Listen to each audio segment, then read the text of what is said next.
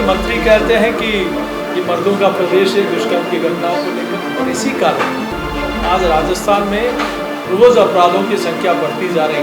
एक मंत्री जब आपको आईना दिखा दे तो उसका रातों रात आप हटा देते हैं। अनेक बार आपके खिलाफ स्टेटमेंट दी आपने, तब नहीं हटाया, तो आखिर दाल डायरी में क्या है जिसके बारे में बोलते ही आपने रातों रात हटा दिया? कि उस डायरी में आपके काले कारनामे छुपे हैं, आपका दिल्ली तक का किसके साथ ट्रांजैक्शन होता है वो सारे काले कारनामे यहाँ हैं। सारा का सारा पूरा का पूरा साफ लिंक जुड़ता है सरकार की सरपरस्ती में। ये सारा पेपर लीक का खेल हुआ। फर्जी बातें जो वादा खिलाफी जो वादे किए थे कि हम सरकार में आएंगे तो हम आप लोगों के लिए करेंगे, जनता की भावनाओं के साथ खेला है कांग्रेस ने। जी भाई साहब, आज क्या रहा मीटिंग में, किस तरीके की आगे की योजना बनी है, क्या रणनीति? देखिए, राजस्थान इकाई का सौभाग्य कि पार्टी के यशस्वी राष्ट्रीय अध्यक्ष माननीय जेपी नड्डा जी का मार्गदर्शन आज हम सब लोगों को मिला, और आगामी समय में पार्टी के आने वाले कार्यक्रमों के रोड मैप को लेकर बहुत विस्तृत चर्चा हुई। जन आक्रोश यात्रा से लेकर नहीं सहेगा राजस्थान, 1 तारीख को जयपुर में होने वाला बड़ा कार्यक्रम, और आगामी अगस्त सितंबर आगामी आने वाले महीनों में कार्यक्रमों की रोड मैप और रूपरेखा बनी, उन सब के बीच में सबसे चर्चा हुई। नहीं सहेगा राजस्थान कैंप में आज हम लोग बैठे हैं, तो आप लोगों के माध्यम से ध्यान में आया कि आज राजस्थान में 20 जिलों में ऐसी घटनाएं हुई हैं जो रेप और हत्या, दुष्कर्म, तुष्टीकरण इस घटनाओं से प्रेरित है। मैं सोचता हूँ राजस्थान में जिस तरीके से कानून व्यवस्था लचर हुई है, उसी का परिणाम है किस प्रकार की घटनाएं हो रही हैं। और आज माननीय अध्यक्ष जी की इस बैठक के बाद हम सब लोग आगामी जो रोड मैप बना है, रूपरेखा बनी है, और मुस्तैदी से और तेज़ी से पार्टी इन कार्यक्रमों को मूर्त रूप देने का काम करेगी। किस तरीके की रूपरेखा बनी, आगे क्या रणनीति? देखिए, आगामी रोड मैप नहीं सहेगा राजस्थान का 1 तारीख का प्रोग्राम है। उसके बाद में अगस्त में पार्टी के विधानसभा स्तर, जिला स्तर, संभाग स्तर, शक्ति केंद्र स्तर पर अनेक कार्यक्रमों की रचना बनी है। पार्टी की यात्रा भी निकलेगी, उसके ऊपर भी चर्चा हुई है। तो ये सारे कार्यक्रम हर माह के जैसे जैसे कार्यक्रमों की तिथियां तय होगी, आपके सामने निश्चित रूप से वो सारे कार्यक्रम पहुँचेंगे। यात्रा का कार्यक्रम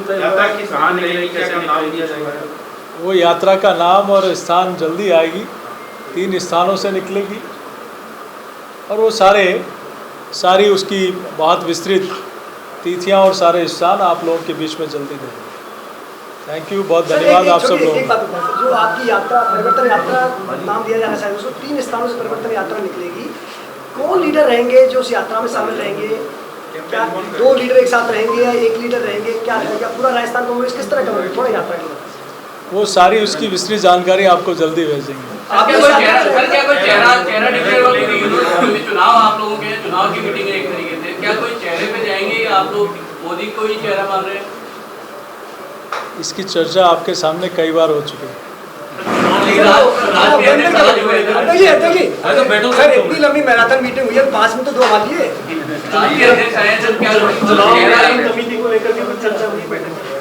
देखिए, चुनाव में अलग अलग समितियां बनती है और वो जल्दी उनकी जानकारी भी आप लोगों के बीच में आएगी, क्योंकि चुनाव एक छोटा विषय नहीं है। उसके प्रबंधन समिति से लेकर उसके साथ अनेक कमेटियां बनती हैं, उनके बारे में भी जल्दी आपको जानकारी। महिला अपराध पर मजबूती से घेराव करेगी बात? निश्चित रूप से महिला अपराध पर और दुष्कर्म की घटनाएं जो बढ़ी है राजस्थान में, और पिछले 3 वर्षों में तो राजस्थान देश में 1 नंबर पर पहुंच गया है। और उसमें कुछ लोग मणिपुर की घटना को लेकर बार बार जिक्र करते हैं। माननीय प्रधानमंत्री जी ने बहुत कड़ा और सख्त रूप उस पर अपनाया है, लेकिन आप क्या कर रहे हैं? 2 पक्ष हैं। एक तरफ आप कहते हो 59% दुष्कर्म की घटनाएं फर्जी पाई जाती है सबके बीच में। आपके मंत्री कहते हैं कि ये मर्दों का प्रदेश है दुष्कर्म की घटनाओं को लेकर। एक मंत्री जब आपको आईना दिखा दे तो उसका रातों रात आप हटा देते हो। अगर ऐसी सख्ती अपराधियों के विरुद्ध रखेंगे तो शायद ये अपराध कम होंगे, लेकिन आप कहीं न कहीं अपराधियों के साथ खड़े हो, उनको संबल देने का, उनको मजबूती देने का बयान देते हो। और इसी कारण आज राजस्थान में रोज़ अपराधों की संख्या बढ़ती जा रही है। आप पेपर लीक के विषय में देखिए, चाहे सचिवालय में जो पैसा मिला, देखिए कैसे रातों रात प्रेस कॉन्फ्रेंस करके सिर्फ एक अधिकारी शामिल है उसके खिलाफ कार्रवाई कर। गोपाल केसावत पकड़े गए, बोले यही शामिल है, और तुरंत उनको गिरफ्तार करके एक्शन ले रहे। आप ये इसकी चोर की माँ कहाँ है? वहां तक कोई नहीं पहुंचा। ये किसके सरपरस्ती में भ्रष्टाचार हो रहा है? बाबूलाल कटारा ने स्पष्ट कहा कि 1.5 करोड़ रुपया मैं देके आरपीएससी का मेंबर बनूं, तो आखिर किससे लिया 1.5 करोड़ रुपया? जिस बाबूलाल कटारा ने राजस्थान के लाखों युवाओं का भविष्य बर्बाद किया, वो किसको दिया 1.5 करोड़ रुपया? वो गोपाल केसावत कहाँ किसके लिए पैसा इकट्ठा कर रहे थे? जो डॉक्टर जारोली कह रहे थे कि मैं तो एक मोहरा हूँ, ये डोर ऊपर तक है, तो डोर कौन चला रहा है? ये सारे के सारे, और सुरेश झा का आप देखिए सारे लिंक कहाँ जाके जुड़ते हैं? ये प्रदेश के मुखिया के साथ जुड़ते हैं। सलमान खुर्शीद, आप जयपुर के कितने लोगों को बम ब्लास्ट में मारे गए, उनको लेकर आपने एक वकील खड़ा नहीं किया, आपके मित्र को सुरेश झा का जैसे अपराधी के लिए वकील खड़ा करवा दिया। एक सारा का सारा पूरा का पूरा साफ लिंक जुड़ता है कि कहीं कहीं सरकार की सरपरस्ती में ये सारा पेपर लीक का खेल हुआ। लाल डायरी को लेकर भी कोई आंदोलन खड़ा किया जाएगा, और जो मुख्यमंत्री कह रहे हैं कि फालतू की बात से कोई लाल डायरी नहीं है, तो आप बीजेपी ने कुछ स्ट्रेटजी बनाई है कि इसको और आगे तक लेके जाए? देखिए, मैं आप ही लोगों को कोट करता हूँ। धर्मेंद्र राठौड़ जी ने कहा कि हाँ मेरे यहाँ से लाल डायरी गई। अशोक गहलोत जी ने स्पष्ट कहा कि मेरी सरकार राजेंद्र गुड़ा जी की वजह से बची।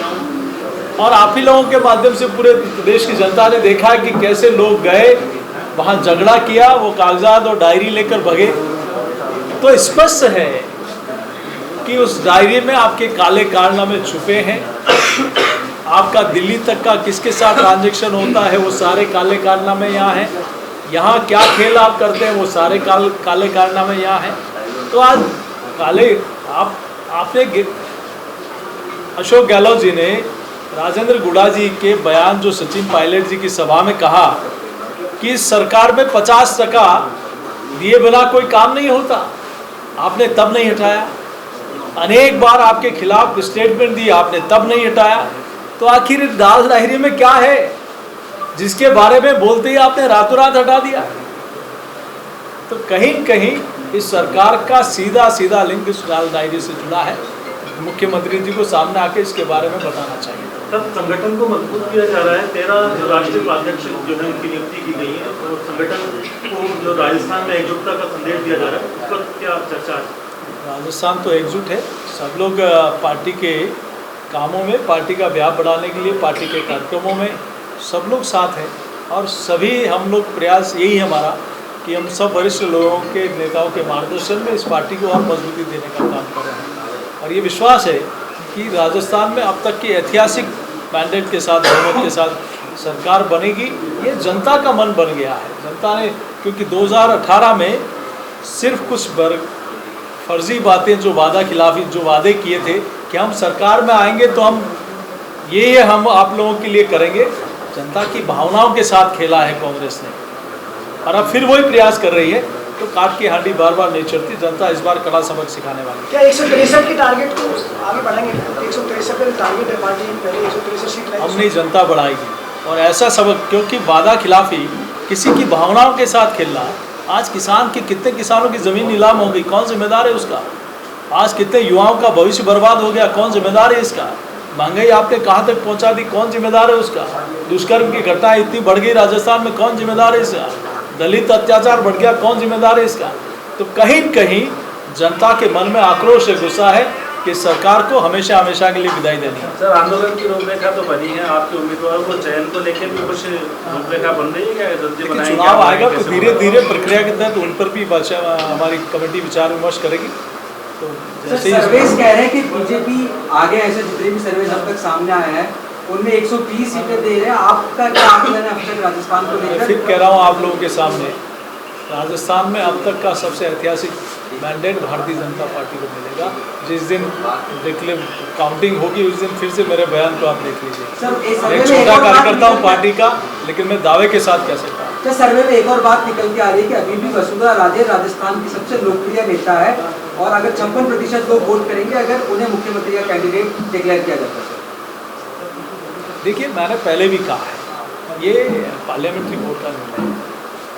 तो ऐसे में भारतीय जनता आज सीपी जोशी अध्यक्ष बना है तो उसके पीछे पार्टी है और पार्टी ने दायित्व दिया है, तो निश्चित रूप से यहाँ सब लोग मिलकर एक पार्टी है। तो मैं सोचता हूँ एकजुटता से और सब लोगों के, वरिष्ठ लोगों के मार्गदर्शन में पार्टी बहुत अच्छा प्रदर्शन करेगी।